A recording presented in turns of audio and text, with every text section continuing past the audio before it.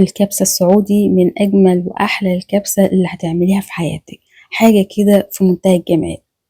هنعملها النهاردة مع بعض بكل التفاصيل والتكات اللي احنا متعودين عليها، وكمان هنعمل معاها سلطة الدقوس من أشهر وأحلى السلطات اللي هتعمليها إن شاء الله. كل ده هنعرفه مع بعض خطوة بخطوة في الفيديو بتاع النهاردة. بس قبل ما نبدأ الوصفة بتاعتنا يلا بينا نسمي الله ونصلي على الرسول ونشوف معانا ايه. بنجيب قطعية اللحمة اللي احنا محتاجينها، أي قطعية لحمة انت بتحبيها، تمام. والوصفة الأصلية بتاعت الكبسة بتتعمل بلحمة ضاني، تمام، سواء بقى غنم اللي هي الجديان أو الخرفان، دي أساس الوصفة، لكن النهاردة أنا عاملاها بلحمة بقري. ومستخدمة في الوصفة كيلو بالظبط من اللحمة، تقدري تستخدمي أقل من كده. سبتها زي ما هي، مقطعتهاش قطع صغيرة، لكن نقدر إن احنا نقطعها قطع برضو صغيرة. حلة بقى على النار بنضيف فيها شوية كده من الزيت، وأول ما الزيت بيسخن على طول بننزل باللحمة بتاعتنا بنرصها كده، لأن احنا عايزينها تاخد صدمة كده وتشويحة. طبعا هي بيكون ليها كذا طريقة، في ناس بتنزل بالبصل الأول وبعد كده تنزل باللحمة، تمام. لكن أنا بحب إن أنا أدي صدمة للحمة الأول وبعد كده بنزل ببقية المكونات. وكل ده طبعا بيكون على نار عالية علشان خاطر عايزين اللحمة بس تاخد لون بسيط مش أكتر من كده. بعد ما بتاخد اللون المطلوب بننزل عليها كده برشة من الفلفل الأسود، يكون معانا لورا، قرفة خشب، لومي، وكام فص كده من الحبهان وفصين من القرنفل. بننزل بقى ببصلاية كده تكون كبيرة شوية وبنقطعها بالسكينة عادي خالص، وبنشوح المكونات دي مع بعضها بتاع بس دقيقة كده أو أقل من دقيقة. وبننزل عليهم بفص توم، فص توم يكون كبير شوية. بعد كده برضو بنشوحهم مع بعض، وفي الوقت ده بنشم أحلى ريحة للكبسة. في الوصفة بتاعت النهاردة بتشتري بهارات الكبسة جاهزة خالص، في أكياس كده بتبقى مغلفة عند العطار بتبقى جاهزة، وفي بيبقى سايب عند العطار، تقدري تجيبي ده أو تجيبي ده. احنا في كل الوصفة دي بتاعت النهاردة هنستخدم بس حوالي معلقة كبيرة مش أكتر من كده. هنضيف حوالي كده معلقة صغيرة من مرقة الدجاج، ودي اختياري وبجيبها سايبة من عند العطار، وبضيف معلقة كبيرة من بهارات الكبسة زي ما احنا شفنا كده. ننزل عليهم بمعلقة من صلصة الطماطم، وبعد كده بننزل عليهم بطماطمتين مضروبين في الخلاط ومتصفيين، او ممكن تقشري القشر بتاعهم وبعد كده بتضربيهم في الخلاط. وكمان لو مش عايزة تضربيهم في الخلاط ويكون أسهل عليكي إنك بتجيبي الحبايتين الطماطم وتقطعيهم زي السلطة كده وتنزلي عليهم على المكونات، مفيش أي مشكلة.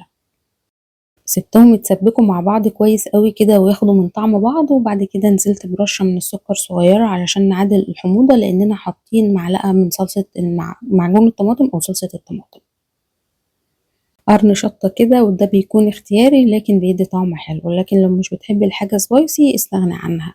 وجبت راس من الثوم وضفتها برضو في المكونات بتاعتنا. بتضيفي بقى مية، وضيفي مية كتير علشان خاطر اللحمة دي عايزينها تستوي تماما، يعني تستوي خالص خالص لحد ما تتهري معاكي كده. والتسوية طبعا بتبقى على حسب نوعية اللحمة اللي انت شارياها، لان في لحمة بتبقى صغيرة بتستوي على طول نوعا ما، وفي لحمة بتقعد كتير على النار، فده بيكون على حسب التسوية بتاعت قطعة اللحمة اللي انت جايباها. غطي الحلة وسيبيلي الكلام الجميل ده كله يستوي مع بعضه لحد ما اللحمة تستوي زي ما اتفقنا. نحضر بقى سلطة الدقوس اللي مفيش أسهل منها. بنكون محضرين بقى معانا حبايتين طماطم ومقشرين القشر بتاعهم، نص حزمة من البقدونس أو الكزبرة، لكن أنا عاملة خليط ما بين البقدونس والكزبرة. 4 فصوص من الثوم ويكونوا كبار شوية، لأن الوصفة دي بتعتمد على طعم الثوم شوية، ونص حبة من الشطة. طبعا بقية المكونات هنحطها في الكبة واحنا شغالين. بنجيب بقى الكبة الصغيرة أو أي كبة عندك، وبتضيفي فيها الطماطم وتقطعي الطماطم قطع، وبنضيف عليهم بقى البقدونس والحباية الشطة أو نص حباية الشطة، لو عايزاها سبايسي أكتر من كده تقدري تضيفي أكتر. ضيفي بقى التوم بتاعك، وبتكوني محضرة ليمونة كبيرة كده بناخد المية بتاعتها، ونص معلقة كده من هريسة الشطة ومعلقة كبيرة من الخل. هنملح كويس قوي وهنديها رشة كده من الكزبرة، وهنضرب الكلام الجميل ده بس ما بين كل ضربة والتانية اقفي كده، لان مش عايزينها ناعمة قوي، عايزينها يكون برضو فيها قطع صغيرة علشان بس نحس بالطعم بتاعها. حابة تضيفي شوية توابل كمان من عندك ضيفي، لكن كتر التوابل فيها بيضيع طعمها. فكده طعمها بيبقى صريح كده وبيبقى طعمه حلو قوي، وبتكون معانا بالقوام ده، ومش ناقصها بس غير شوية زيت كده من على الوش، سواء بقى زيت زيتون أو زيت عادي زي ما تحبي. وبتتساب بقى إن هي تاخد من طعم بعضها كده لحد ما بنخلص الوصفة بتاعتنا، يعني سيبيها ساعة سيبيها 2 بيكون طعمها أحلى وأحلى. احط بقى شوية الزيت وهسيبها وهركنها على جنب، ونقدر إن احنا نحطها في التلاجة بما إن الجو حر. وهتكون جاهزة معانا أحلى وأجمل سلطة دقوس سهلة وسريعة، وهتعمليها بمنتهى السهولة. نرجع بقى للحمة بتاعتنا نشوفها هل هي استوت في الوقت ده ولا لسه. طبعا أنا كشفت عليها لقيتها استوت تماما. طبعا بنسيب المية تغلي وبعد كده بنهدي علشان اللحمة تستوي براحتها. هنملح الملح المظبوط، وبعد كده بنكون غاسلين بقى كمية الرز اللي انت محتاجاها. حضرت كوبايتين من الرز البسمتي وغسلته كويس قوي، وانا ما بنقعش الرز، يعني ما بيبقاش محتاج ان هو يتنقع معايا. انا بجيبه سايب عادي خالص، مش نوع معين يعني. وكل كوباية رز في النوعية اللي انا بستخدمها دي بتاخد حوالي كوباية وربع من المية، ما بتاخدش اكتر من كده. طبعا بعد ما حطيت الرز لقيت ان المية بتاعتي كتيرة، فعلشان الرز ما يعجنش معايا بدأت ان انا اشيل من المية دي تماما كده من الجنب حوالي كبشتين 3، وكانت ظبطت معايا قوي. يعني لو مش هتعرفي تعايري الكمية المناسبة وتظبطيها ما بين هنا وهنا، بنخلي بس المية فوق الرز بحوالي عقلة كده. طبعا كانت بتغلي كلها في بعضيها، ففي الوقت ده أول ما بتتشرب المية بتاعتها تماما تماما تماما، على طول بنديها قلبة كده من تحت لفوق بسيطة.